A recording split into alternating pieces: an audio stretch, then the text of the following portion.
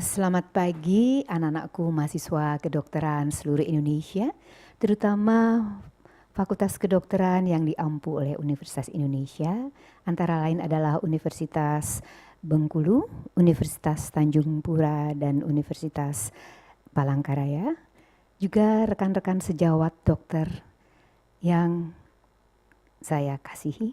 Assalamualaikum warahmatullahi wabarakatuh. Saya berkenan menyampaikan studium generale untuk mahasiswa terutama karena kita dengar bahwa peran dokter saat ini sangat diperlukan di Indonesia. Salah satu peran yaitu tentang peran dokter Indonesia dalam memanfaatkan jamu obat tradisional Indonesia sebagai bagian upaya menyehatkan bangsa.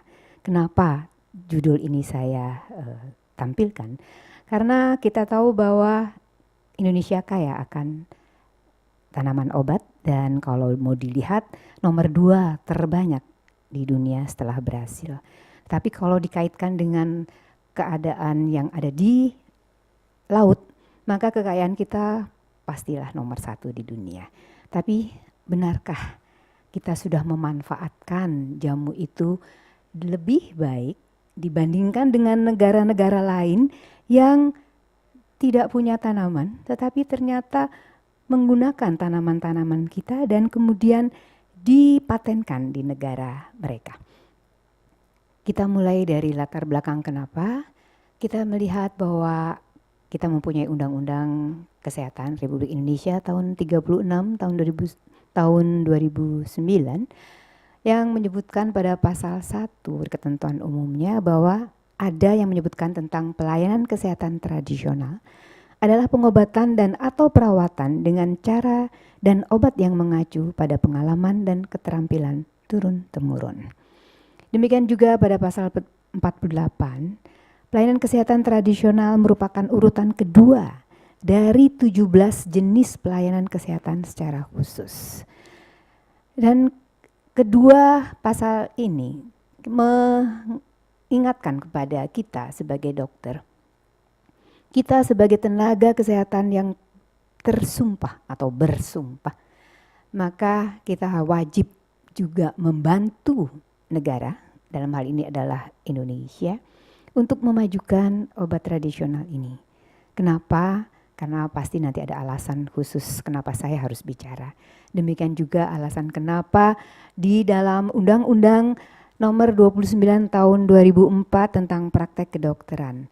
Saya tidak menemukan atau sulit menemukan pasal-pasal mana yang menjadi landasan hukum secara empiris yang dapat dipertanggungjawabkan dan diterapkan sesuai dengan norma yang berlaku di masyarakat tentang obat tradisional. Saya lanjutkan dengan tadi Undang-Undang Praktek Kedokteran. Salah satu menyebutkan bahwa kesehatan adalah hak asasi manusia. Dan selanjutnya bisa dibaca sendiri, maka kita perlu membangun kesehatan yang berkualitas dan terjangkau oleh masyarakat. Juga kita harus sebagai dokter harus mempunyai etik dan moral yang tinggi, mempunyai keahlian dan kewenangan yang secara terus-menerus harus ditingkatkan mutunya melalui pendidikan, pelatihan berkelanjutan, sertifikasi, registrasi, lisensi, serta pembinaan dan pengawasan. Itu yang kita pentingkan. Dan kenapa praktik kedokteran dibutuhkan adalah untuk memberikan perlindungan dan kepastian hukum kepada penerima pelayanan kesehatan, dalam hal ini adalah dokter.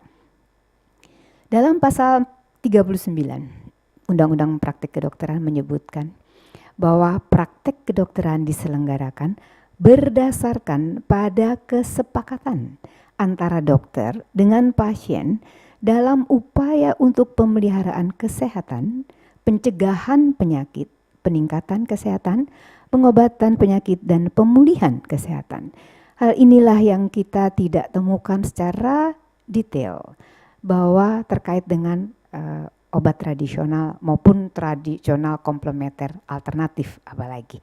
Jadi ini yang menjadi dasar mengapa saya harus tampilkan ini sebagai studium generali bagi mahasiswa kedokteran umumnya.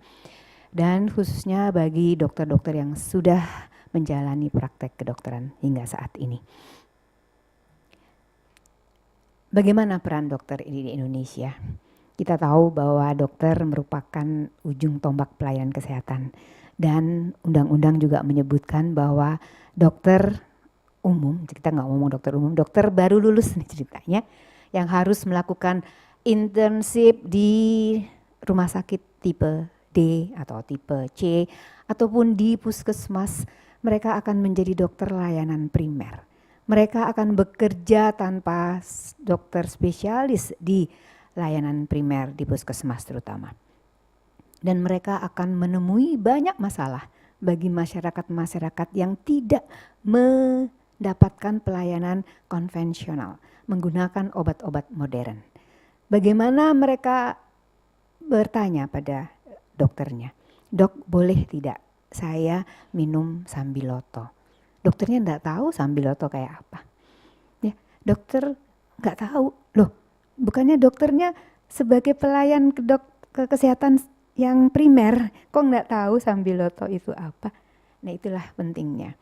Tapi banyak hal dan banyak dokter-dokter spesialis, mohon maaf sekali, karena saya pernah menjadi pengurus di ID, PBID Pusat, pengurus besar Ikatan Dokter Indonesia, yang waktu itu saya menjadi ketua bidang kajian tentang obat tradisional komplementer alternatif. Setiap kali rapat, selalu saya ditegur. Apa sih obat tradisional? Apa sih jamu? Kan tidak punya evidence base. Saya kembali bertanya, apa itu yang dimaksud dengan evidence base? Ya kan tidak ada uji kliniknya.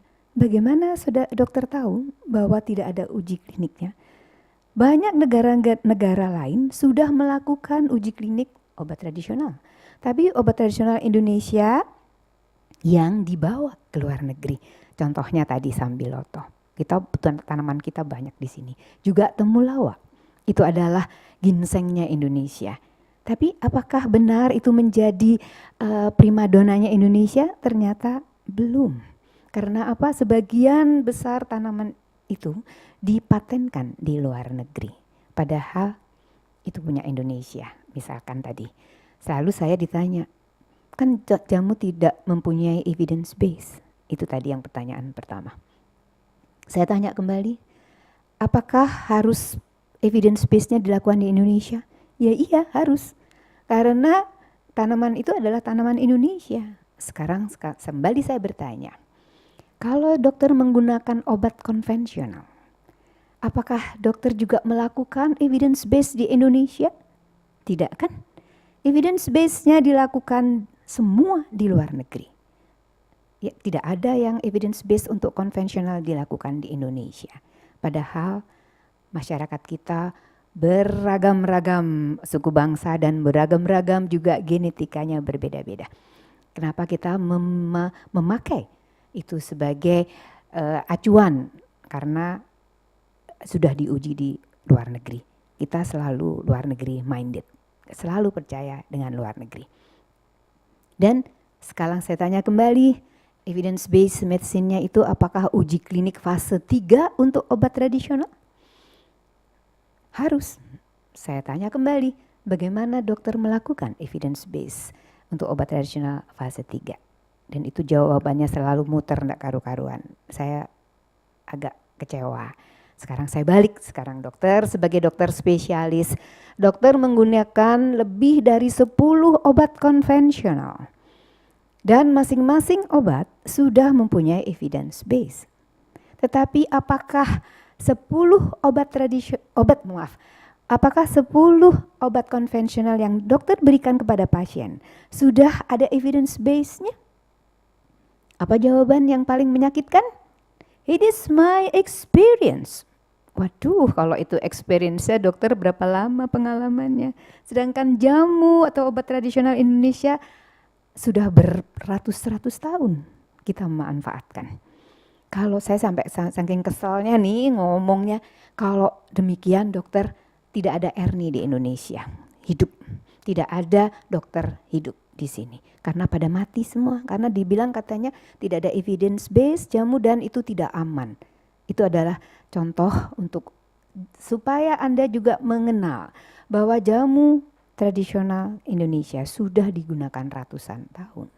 Tapi kalau memang tidak aman, tadi saya bilang tidak ada Erni, tidak ada Anda, dan tidak ada penerus bangsa ini di Indonesia. Dan jawaban lagi tadi, kan obat tradisional komposisinya banyak, lebih dari satu.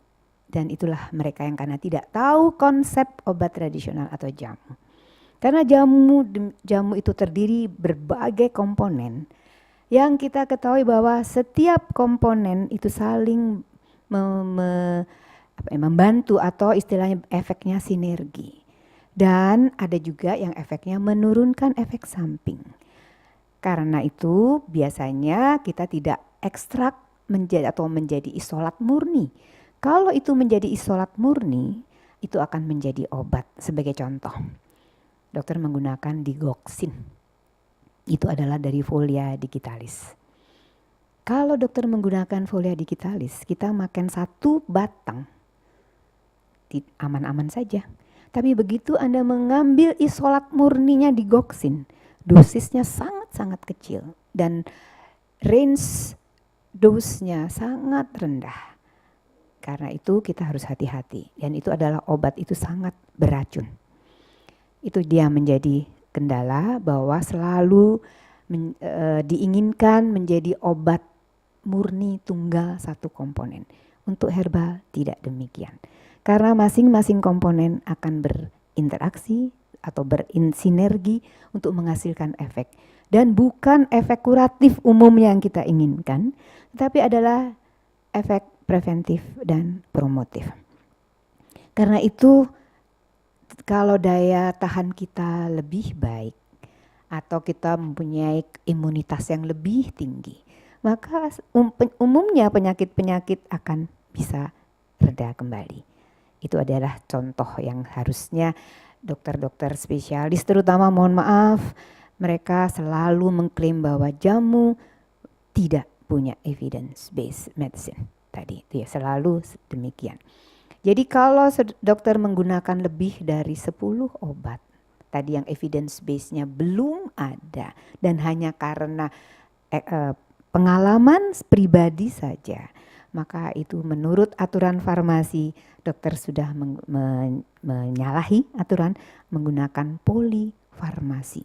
Dan 2 obat yang dokter berikan atau lebih, maka efek sampingnya bukan hanya 2 kali lipat, tapi mungkin menjadi deret ukur berlipat-lipat ganda. Dan itulah yang menjadi penyebab mengapa kita beralih ke jamu yang sudah menjadi brand Indonesia dan sekarang ini dipatenkan banyak di luar negeri. Anak-anakku yang saya sayangi, kenapa tujuan studium general ini kita lakukan? Sebenarnya kita ingin mengkaji sebenarnya berbagai peraturan pemerintah yang terkait dengan obat tradisional. Dan kita juga ingin menganalisis peran pengurus besar Ikatan Dokter Indonesia. Sejak saat didirikan dulu tahun 1939. Kemudian kita juga ingin menganalisis peran kependidikan kedokteran dalam menghasilkan dokter yang mampu menggunakan obat tradisional sebagai upaya menyehatkan kehidupan bangsa. Tadi di awal saya sudah katakan, sebagai dokter layanan primer, kalau dia ditanya oleh pasien atau masyarakat di sekitarnya, dokter kalau saya minum Sambiloto boleh tidak? Dokternya tidak tahu, nggak bisa jawab, nggak punya kompetensi. Kapan dia bisa berkompetensinya ditinggikan? Kalau salah satunya di dalam pendidikan kedokteran ada materi ajar tentang obat tradisional. Tidak usah terlalu banyak, cukup mungkin 1 SKS. Tetapi mereka sudah dikenalkan bahwa kekayaan bangsa Indonesia tentang jamu itu harus menjadi andalan Indonesia. Oke, dan kita lanjutkan sejarah jamu. Tentu saja Pak Bung Karno pernah berkata bahwa tolonglah Anda belajar atau bekerja, lihatlah sejarah. Karena sejarah itu akan meningkatkan pengetahuan Anda jauh lebih baik dibandingkan tanpa tahu sejarah. Karena itu saya juga ingin menyampaikan sejarah jamu di Indonesia. Kalau istilah jamu itu sudah diterangkan oleh seorang raja di Kartosuro dulu di abad 15-16 Masehi. Apa arti jamu? Itu singkatan sebetulnya dari jampi. Jampi sendiri bahasa Kromo Inggilnya adalah untuk jamu. Tapi bisa juga adalah doa. Karena kita pun sebagai dokter untuk memberikan pelayanan pada pasien, kita selalu berdoa, ya Allah mohon bantuannya supaya pasien ini bisa disembuhkan atas pertolonganmu. Benarkah kalau disebut jampi itu selalu yang berkonotasi negatif? Karena kalau dibilang jampi-jampi itu selalu kaitannya dengan dukun. Betul, memang pada awalnya secara indigenous medical itu dukunlah yang pertama kali memanfaatkan. Tapi kita bisa belajar dengan doa-doa itu, ternyata banyak kok doa itu ada di Al-Quran, ada di Injil, ada di mana lain. Yang memang kaitannya adalah setiap kali pelaksanaan apapun kita membantu siapapun, maka kita harus awali dengan doa. Jadi itu sudah ada konsep jamu, itu sudah ada di Indonesia sejak abad 15-16. Itu tertulisnya. Tetapi pemanfaatan jamu sudah sejak abad 5. Di waktu itu diklaim zaman kerajaan Mataram, yaitu pengaruh Ayurveda. Saudara pernah lihat di Candi Borobudur, di Candi Prambanan, itu ada relief yang menggambarkan bagaimana mereka memanfaatkan tumbuhan, kemudian diulek-ulek ya menggunakan seperti lumpang ya, dan dipakai untuk obat diminum, dipakai untuk lulur dan sebagainya. Kenapa ada pengaruh Ayurveda? Karena umumnya memang banyak pengaruh dari India yang datang ke Indonesia, dan dengan ada agama Hindu, Buddha, itu menyebabkan pengaruh-pengaruh inilah yang mendasari jamu itu ada di Indonesia. Juga tidak hanya Ayurveda, sebetulnya banyak pengaruh dari Tiongkok, dari kerajaan Islam juga mempengaruhi perkembangan jamu di Indonesia. Dan itulah yang kita harus tahu, bahwa pengalaman kalau dihitung berapa abad ya sudah. Dari sekarang abad 21 ya, dikurangi abad 5 dan 16 abad, pastinya ya kita hidup dengan sehat, sejahtera berkat jamu mestinya menjadi patokan dasar. Dan kemudian di abad 17, tentu saja waktu itu masih dijajah oleh Belanda. Ada dokter namanya Jacob de Bon, orang Belanda, justru banyak mempelajari masalah jamu. Kita sering juga meminum jamu, memanfaatkan jamu, tapi tidak satu pun atau jarang sekali yang menuliskan manfaatnya, jarang sekali menuliskan efek sampingnya, dan dengan kata lain tidak tercatat. Karena itu data itu akan hilang begitu saja. Kita tidak belajar dari sejarah. Dr. Jacob de Bon mengumpulkan semua materi-materi tentang jamu baik di Jawa maupun di luar Jawa. Memang terutama di Jawa, dan kemudian dibukukan. Dan buku-buku banyak sekali kita dapatkan berasal dari dokter-dokter Belanda. Jadi yang mengarang bukan orang Indonesia, banyak dari dokter Belanda. Dan itu berlanjut terus sampai kemudian abad 19. Kalau Anda kenal, di Jakarta ada rumah sakit Gatot Subroto. Dulu namanya The Veldvreden Military Hospital. Dan dokter Gerlof Wasing waktu itu meminta kepada dokter-dokter yang ada di rumah sakit untuk memanfaatkan herbal. Waktu itu dengan ngomong jamu, ngomongnya herbal.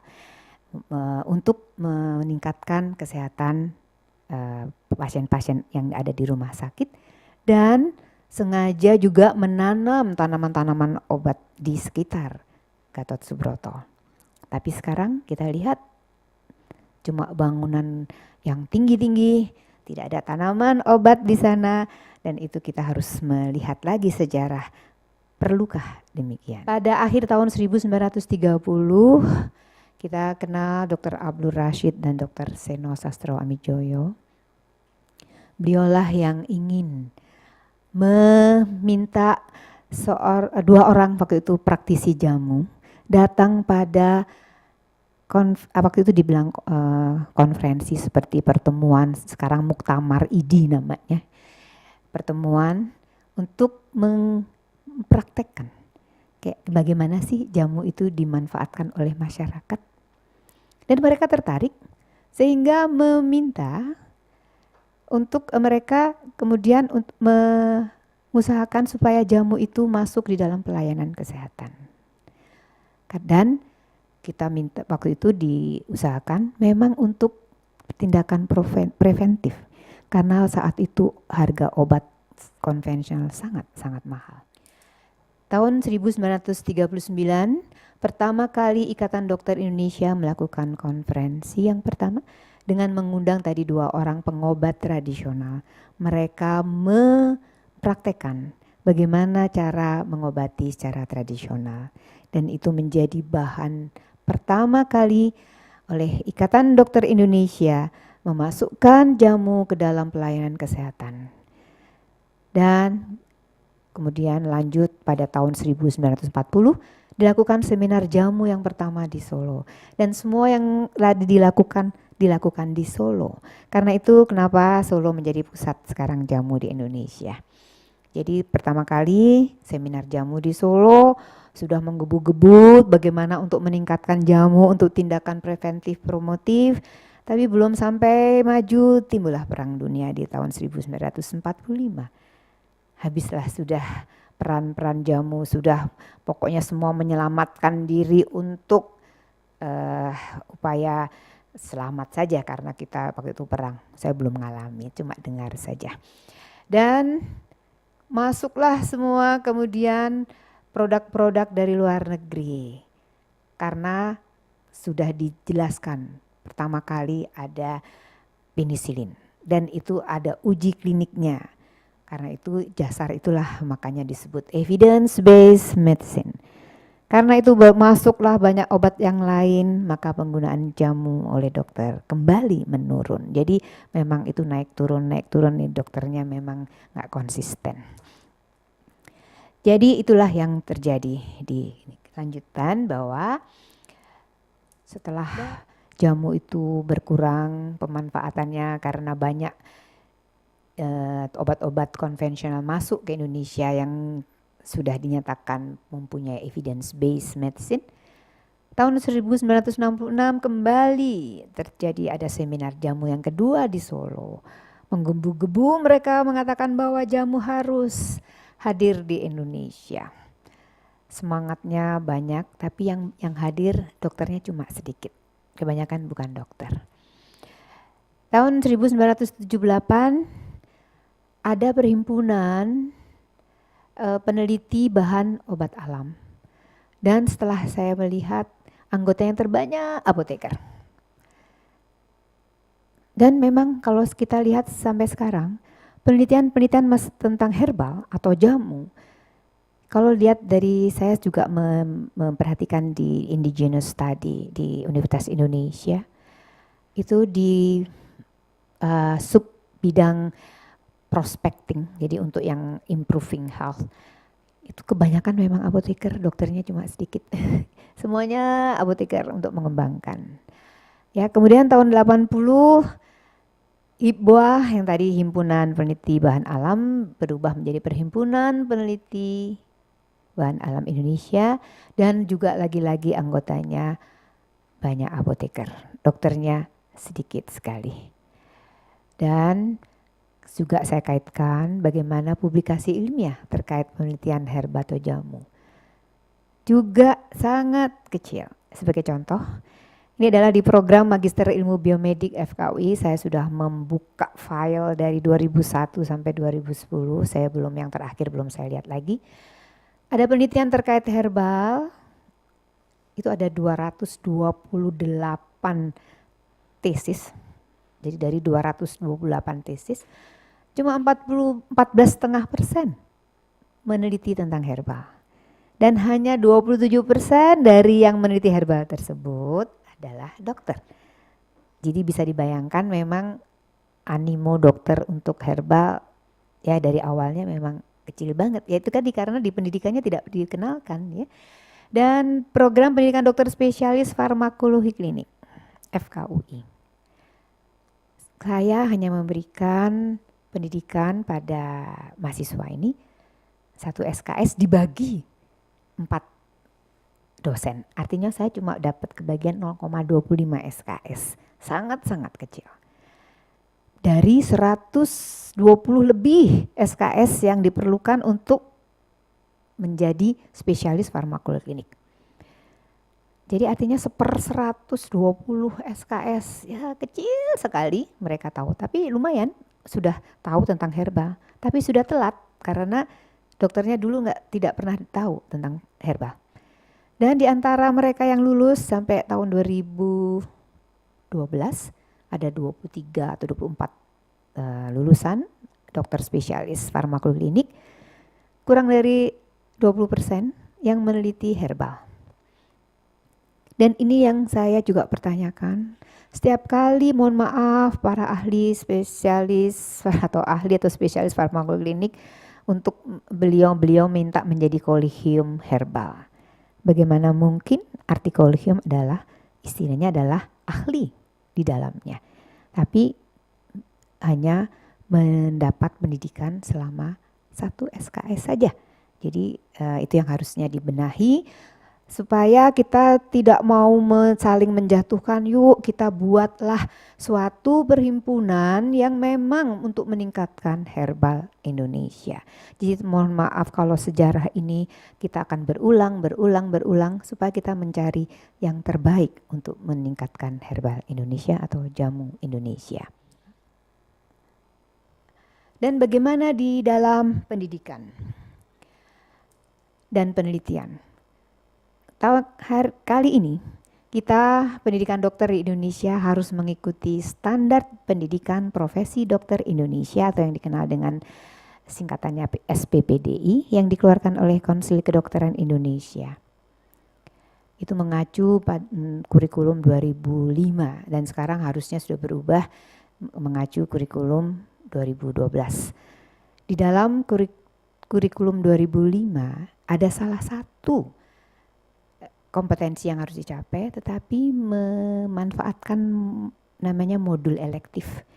Dan modul elektif itu boleh seseorang dokter mengambil mata ajar herbal Indonesia atau mengambil mata ajar akupunktur. Tapi sudah berjalan selama sekian tahun, dari tahun 2005 sampai sekarang, mahasiswa saya yang masuk di elektif untuk herbal nggak sampai 7. Hanya 7 mungkin, tidak sampai 10 orang. Karena memang, kenapa demikian? Karena memang dokter-dokternya yang ahli herbal juga kurang banyak, tidak banyak. Jadi mereka juga ingin bertanya, saya ingin mempelajari herbal di mana?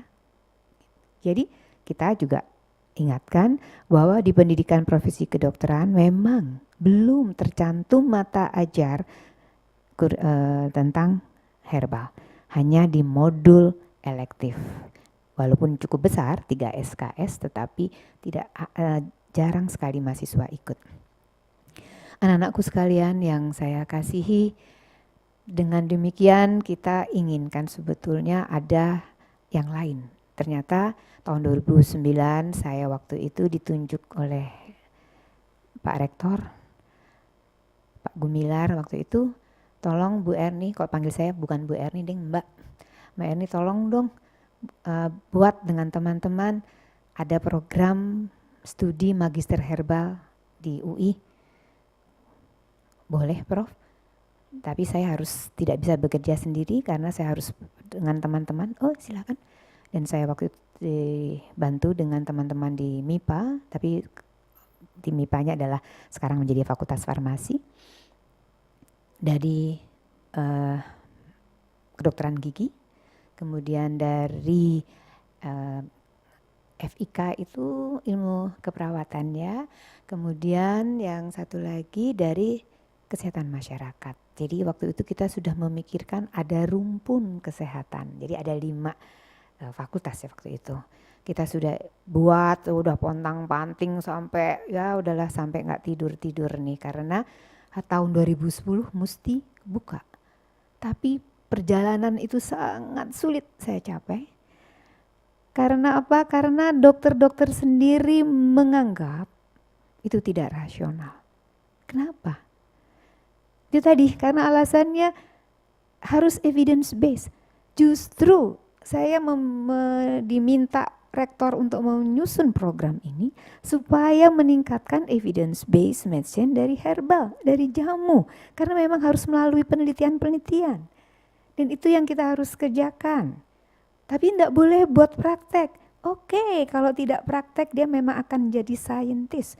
Tapi dokter-dokter yang ikut di dalamnya ternyata banyak mereka yang sudah mendapatkan pendidikan jamu baik itu di Cina atau di Australia atau di lain. Kok di Indonesia sendiri yang banyak jamu kok tidak bisa mengangkat jamu kita sendiri? Bagaimana mereka bisa praktek? Oke, nanti kita teruskan kenapa demikian. Kita lihat saja. Angkatan pertama waktu itu semester ganjil banyak tuh yang masuk 34 kalau nggak salah. Dan 22 diantaranya adalah dokter. Dan mereka lulus 17 dokternya on time ya, jadi 2 tahun sudah selesai. Berikutnya lihat saja makin menurun ya, ada 4, tinggal 1, kemudian naik lagi 9 orang, tapi itu bukan dokter semua, cuma sedikit dokternya, cuma 3, balik lagi 1 orang. Jadi inilah yang menyebabkan mungkin kurang publikasi, tapi mungkin karena memang pengaruh ngapain sih dokter ngutik-ngutik jamu, ntar dibilang terkun loh. Dokter dukun ya dibilang terkun, karena itulah yang menjadi kesulitan saya dan teman-teman dokter yang memang terjun dalam bidang herbal untuk mengingatkan atau paling tidak membuka mata para dokter bahwa herbal atau jamu itu kita perlukan untuk kesehatan bangsa Indonesia. Lanjut lagi, kemudian ada program saintifikasi jamu. Saat ini sudah ada 8 angkatan, ada 250 dokter puskesmas yang dibiayai negara untuk bisa melakukan penelitian berbasis pelayanan atas dasar Permenkes nomor 3 tahun 2010. Mereka sudah dididik dan dilatih selama 1 minggu. Apa yang dikerjakan? Mereka harus tahu farmakokinetik, farmakodinamik herbal. Sudah harus tahu bagaimana melakukan penelitian tentang herbal selama 1 minggu. Yang mestinya tidak cukup, tetapi nggak apa-apa. Tahap pertama kita perlukan mereka kenal dulu apa sih itu herbal, apa itu jamu, dan apa itu penelitian. Karena di sini programnya adalah penelitian berbasis pelayanan. Dan kita lanjutkan bagaimana pendidikan selanjutnya. Kita dari program tadi disebut program saintifikasi jamu. Berdasarkan tadi Permenkes nomor 3 tahun 2010 bahwa tujuannya adalah untuk meningkatkan kompetensi dokter melalui program saintifikasi jamu. Dan jenis jamu mula-mula disesuaikan dengan local wisdom dan disupervisi oleh dokter saintifikasi jamu setempat. Siapa sih dokter saintifikasi jamu setempat? Ya mereka lah dokter yang sudah dididik lebih dulu untuk menjadi dokter di program saintifikasi jamu tersebut. Dan itu sejak tahun 2011 kita mulai, 2010 masih kajian-kajian dan kita mulai dari 2011, tadi 250 dokter dan sekarang jadi bingung mereka setelah selesai karena tidak ada panduan dari PBID dalam hal ini, karena PBID merupakan pengurus besar Ikatan Dokter Indonesia yang akan mengeluarkan surat tanda registrasi atau bukti registrasinya bahwa tanda registrasi kompetensinya bahwa dia memang sudah punya sedikit keahlian tentang jamu. Padahal pada tahun 2009 waktu Muktamar IDI ke-27 di Palembang sudah dibentuk namanya bidang kajian obat tradisional, komplementer dan alternatif. Selama 4 tahun kita bekerja sulit sekali karena banyak pula ditentang oleh terutama dokter spesialis. Dan akibatnya memang demikian. Pada Muktamar 2012 kemarin di Makassar yang ke-28, sudah jelas-jelas pada saat kita sidang tercantum bahwa nanti akan ada perhimpunan dokter seminat pengobatan tradisional komplementer alternatif. Tetapi naskah itu hilang begitu saja. Sehingga pengurus IDI yang saat ini tidak mengakui lagi bidang kajian pengobatan tradisional, komplementer, dan alternatif. Bagaimana sekarang akibatnya terhadap dokter-dokter lulusan saintifikasi jamu? Mereka kesulitan praktek. Mereka kesulitan mendapat izin praktek karena tidak ada rekomendasi dari IDI. Itulah yang jadi bahwa memang kita sering, saya tidak tahu kenapa demikian, sepertinya kalau saya membaca dari itu adalah memang kayaknya dipolitisir. Saya sekarang Anda dengar bahwa sekarang ada mogok lagi kayak mobil rongsok aja ya. Jadi saya tidak sependapat dengan mereka yang mogok tadi. Karena apa? Itulah pentingnya dokter tadi, kenapa untuk pelayanan primer. Tapi kita agak salah langkah. Dan bagaimana nanti jamu saintifik yang sudah di evidence based kan atau dibuktikan secara ilmiah, apakah akan identik dengan fitofarmaka yang diregistrasi di Badan Pengawasan Obat dan Makanan atau sekarang disingkat dengan BPOM? Dengan fitofarmaka? Katanya belum. Loh kok bisa belum? Kan udah uji klinik. Beda uji kliniknya. Nah itu dia, nanti saya akan jelaskan lagi kenapa berbeda. Boleh digunakan oleh dokter? Ya mestinya bisa karena sudah ada evidence base-nya. Tapi bagaimana diregistrasi oleh POM? Nah nanti saya bacakan lagi ya. Oke kita lanjut. Makanya sekarang saya akan mengkaji tentang Badan Pengawasan Obat dan Makanan. Sampai saat ini POM sudah meregistrasi kurang lebih 36 obat herbal terstandar atau OHT dan 6 fitofarmaka. Kita lihat fitofarmaka adalah hasil uji klinik dari jamu. Biayanya sangat mahal. Tapi tidak satu pun dokter menggunakan fitofarmaka tersebut. Tadi alasannya cuma sepele aja. Kan evidence base-nya nggak benar. Selalu begitu deh. Pokoknya nggak ada, dibilang nggak evidence base, sekarang sudah evidence base tapi nggak benar. Jadi kita tidak tahu apa sih alasan mereka. Begitu ya. Jadi saya sebagai dokter ya terpaksa harus bicara karena saya ingin membantu rakyat Indonesia kalau boleh. Dan kita lihat bahwa kriteria registrasi terhadap jamu, OHT atau fitofarmaka itu harus dikerjakan oleh pabrik jamu atau pabrik sekarang ya pabrik jamu namanya ya, industri jamu. Tapi bagaimana dengan hasil-hasil uji dari perguruan tinggi? Apa jawabannya? Gampang katanya. Kan dari perguruan tinggi tidak akan diproduksi. Loh kata siapa? Kita hasil ujinya akan diproduksi oleh pabrik A misalkan. Ya nggak bisa, harus pabrik A yang mengajukan registrasinya ke POM. Kenapa demikian? Karena uji kliniknya berbeda. Kok bisa ya berbeda uji klinik antara POM dengan di perguruan tinggi? Nah itu yang menjadi masalah. Kenapa? Karena uji klinik yang dilakukan oleh POM sampai saat ini, mohon maaf dari BP POM, masih menggunakan uji klinik obat konvensional yang menggunakan single compound. Yang harus diuji farmakokinetiknya. Bagaimana Anda menguji farmakokinetik herbal? Dan itu akan sulit sekali dan biayanya sangat mahal karena pada obat herbal komponennya tidak hanya satu.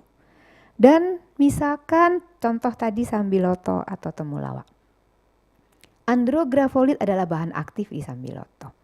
Apakah benar andrografolit yang menjadi istilahnya obat aktifnya? Belum tentu. Demikian juga kurkumin yang ada pada temulawak. Apakah benar hanya kurkumin yang berefek sebagai obat? Belum tentu. Karena itu sulit kita lakukan farmakokinetik. Walaupun bisa, kita bisa menggunakan alat. Alatnya mahal banget, ya, alatnya sudah mahal dan untuk ujinya sekali running itu bisa jutaan. Makanya jadi mahal sekali kalau kita melakukan uji klinik obat herbal menggunakan juga farmakokinetik. Nah itu yang kita harus juga benahi kriteria atau registrasi yang ada di POM. Dan hasil dari perguruan tinggi itu banyak sekali. Obat-obat yang sudah melalui uji klinik tapi tidak bisa diproduksi. Tadi alasannya cuma sepele karena tidak mengikuti kriteria uji klinik oleh BP POM. Dan itulah yang menjadi kendala buat kita semua dari hasil-hasil penelitian di perguruan tinggi yang terkait dengan jamu. Tapi syukurlah saya sudah bicara dengan salah satu pejabat di POM yang beliau ingin mengubah, paling tidak memodifikasi kriteria uji kliniknya dikaitkan dengan uji klinik yang terkaitan dengan obat herbal. Dan saya juga minta jangan sampai uji klinik fase 3 karena uji klinik fase 3 adalah uji klinik yang sangat terkontrol, dilakukan oleh expert, oleh dokter spesialis farmakologi klinik dan harus pula dia seorang yang ahli dalam bidang herbal. Ada di Indonesia? Belum ada. Ya, jadi karena itu saya usul waktu itu tolong uji kliniknya cuma fase 2A saja. Dengan demikian kita bisa menggunakan obat itu dipakai untuk pelayanan primer. Ya, itu. Dan kita lihat bahwa usulan berikutnya, kalau memang jamu ingin dipertahankan menjadi brand Indonesia, maka kata jamu harus dikaitkan dengan obat herbal obat herbal terstandar. Misalkan jamu obat herbal terstandar. Demikian juga pada fitofarmaka menjadi jamu fitofarmaka. Jadi ada kata jamunya di depannya. Sudah sampai 3 kali kepala badan POM masih dalam pertimbangan terus sampai sekarang ya. Dan kita lihat tentang tadi obat herbal terstandar. Uji toksisitas akut dan juga harus ada uji subkronik. Dilakukan pada hewan coba. Yang umumnya dilakukan pada mencit atau tikus. Biayanya juga cukup mahal. Dan hasilnya belum tentu yang tidak toksik di hewan, tidak toksik di hewan juga tidak toksik di manusia juga belum tentu ya. Sebagai contoh dulu kalau saya mau ingatkan kembali, Anda pernah dengar tentang talidomid. Talidomid dulu digunakan oleh dokter-dokter di Eropa, diuji di kelinci untuk anti muntah pada ibu-ibu yang hamil muda yang untuk ya istilahnya untuk mengatasi mual muntah yang morning sickness itu. Pada uji pada hewan tidak terjadi apa-apa. Ternyata pada pemakaian pada manusia setelah sekian tahun ternyata anak-anaknya yang dilahirkan menjadi tidak sehat. Jadi terjadi kelainan kongenital yang nggak punya tangan, nggak punya kaki dan sebagainya. Apa akibatnya? Ditarik dari peredaran ya waktu itu. Bayangkan uji kliniknya waktu itu uji kliniknya memerlukan biaya juga mahal. Nah sekarang kita lihat untuk obat tradisional kan kita tidak mau menggunakan satu komponen di dalamnya banyak karena itu mereka memang saling berinteraksi, bersinergi dan juga ada yang menyebutkan di dalamnya adalah mempunyai side effect eliminating factors. Jadi ada yang mengurangi efek samping gitu ya. Jadi kita harus sadar betul bagaimana apakah OHT sudah cukup diberikan pada pada pasien.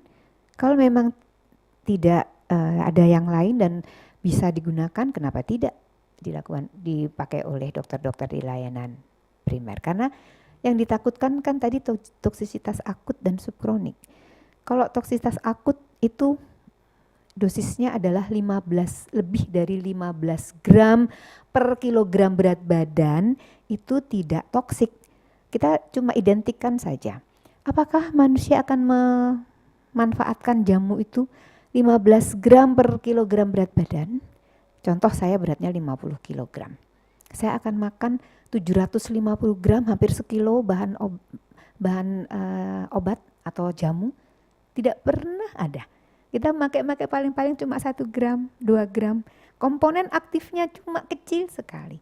Sehingga kemungkinan kecil toksisitas pada manusia sangat kecil.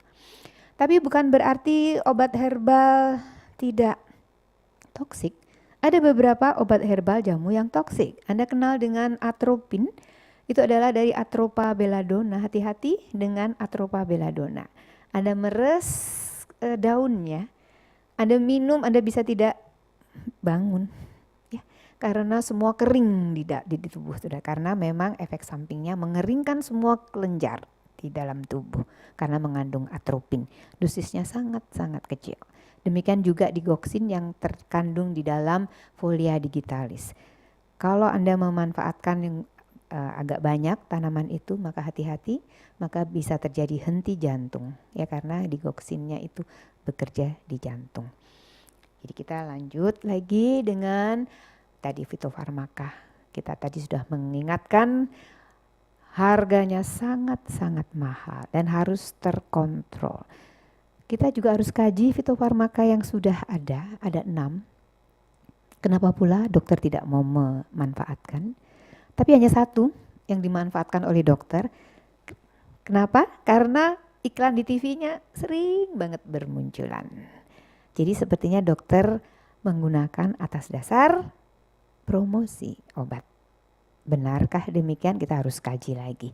Tapi kalau dilihat dari sepintas memang dari 6 cuma 1 yang digunakan oleh dokter, termasuk dokter spesialis.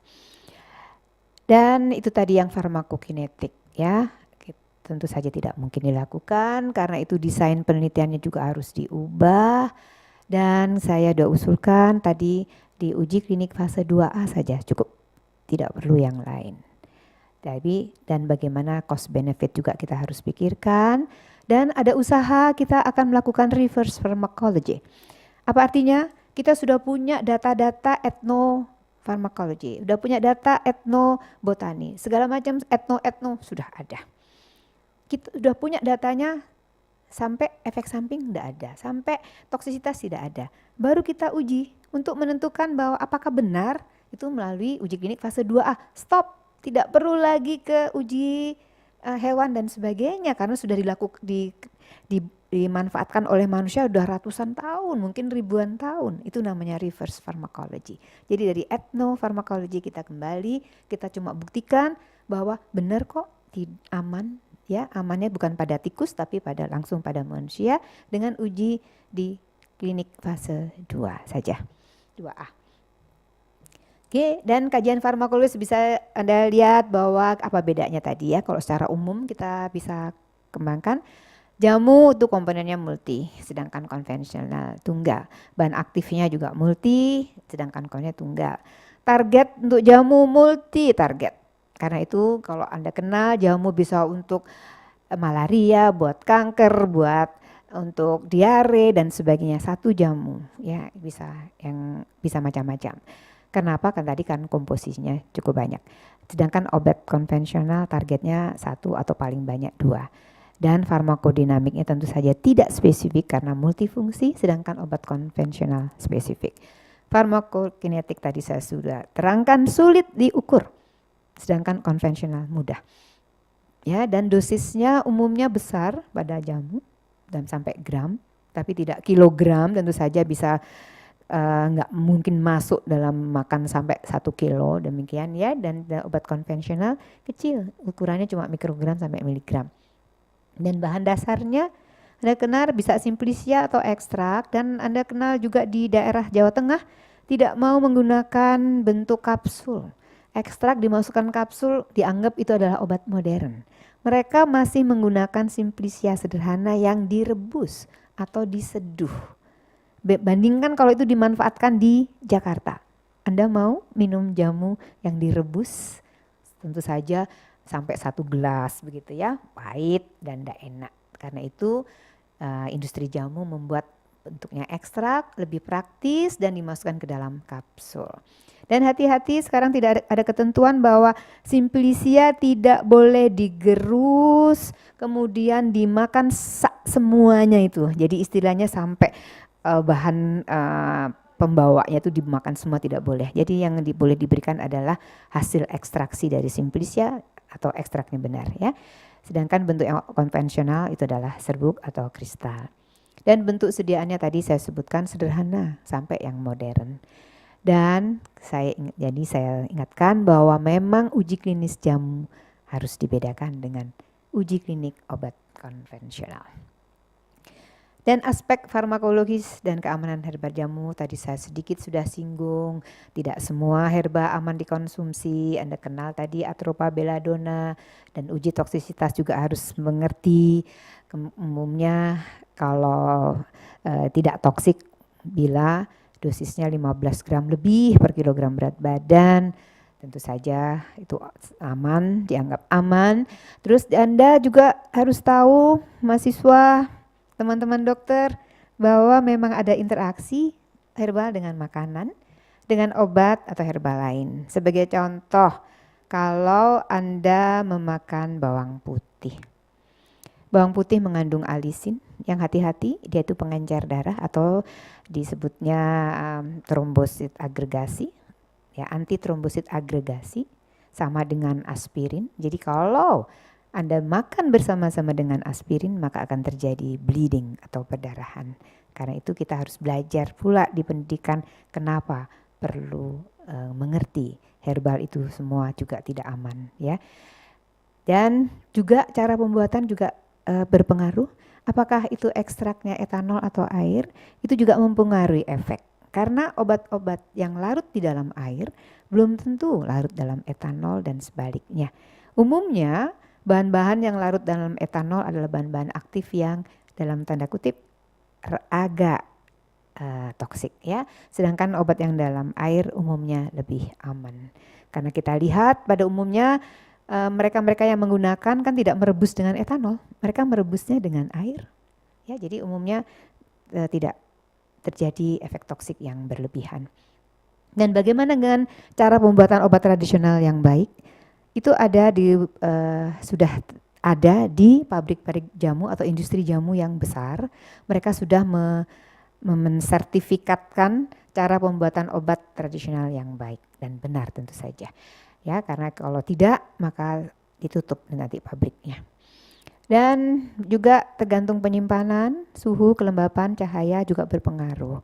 Ini baru segi di hilirnya, kita belum bicara masalah nanti di hulunya, bagaimana cara nanam, bagaimana pupuknya, bukan urusan dokter. Tapi kami cuma menghimbau bagi yang lain-lainnya. Dan ini jadi yang dapat saya simpulkan bahwa saat ini Kementerian Kesehatan telah memfasilitasi pemanfaatan jamu atau herbal komplementer alternatif. Namun mohon maaf sampai saat ini PBID belum mau lagi mendukung. Alasannya tadi banyak dan terkait juga undang-undang praktek kedokteran. Juga saya merasakan bahwa belum ada koordinasi yang baik intra dan inter kementerian ya. Jadi seperti tadi kita memerlukan jamu tapi pertanian tidak mendukung bagaimana cara menanam yang baik dan sebagainya ya. Mestinya harusnya ada koordinasi yang baik. Dan sebagian besar dokter sebagai ujung tombak pelayanan kesehatan sampai saat ini yang memiliki mungkin nggak sampai 1.000, tapi yang cuma 1/4-nya yang mendapat rekomendasi dari ID terkait kerjasama antara Balitbangkes, jadi Badan Penelitian Pengembangan Kesehatan dari tahun 2009 sampai 2012 kemarin, itu kita kerjasama dengan PBID dan PBID punya bidang kajian untuk obat herba, tapi sekarang tidak lagi sehingga mereka menjadi cemas untuk praktek menjadi sebagai dokter di pelayanan primer memanfaatkan jamu. Dan Disinilah yang tadi saya ingatkan bahwa kalau tidak ada rekomendasi dari PBID, mereka memang ketir-ketir untuk bisa memanfaatkan jamu walaupun dia sudah mempunyai sertifikat atau malah ijazah magister herbal Indonesia, misalkan dari UI atau dari yang lain. Dan saya hanya sedikit menyarankan pada semua institusi kedokteran terutama, dan juga kalau boleh pada KKI, Konsil Kedokteran Indonesia, minta tolong banget bahwa di dalam pendidikan kedokteran supaya disisipkan. Tidak usah banyak-banyak, paling tidak satu saja satu SKS di dalam pendidikan profesi dokter Indonesia, sehingga mereka sudah mengenali dari awal apa sih keuntungan dan kerugian memanfaatkan herbal atau jamu Indonesia. Dan juga usul bahwa pendidikan magister herbal tidak hanya di Universitas Indonesia saja, kalau bisa hampir semua universitas negeri ataupun swasta di Indonesia mengembangkan pendidikan ini. Dan kita harus juga meningkatkan koordinasi di semua lini, baik dari bidang kementerian atau institusi pendidikan, industri maupun masyarakat dan organisasi profesi. Supaya kita ingin mengangkat jamu menjadi tuan rumah di negeri kita sendiri, Indonesia. Saya akhiri studium general pada pagi ini, mudah-mudahan bermanfaat bagi anak-anakku, terutama anak-anakku mahasiswa Fakultas Kedokteran dan juga teman sejawat dokter di Indonesia. Saya akhiri dengan wassalamualaikum warahmatullahi wabarakatuh.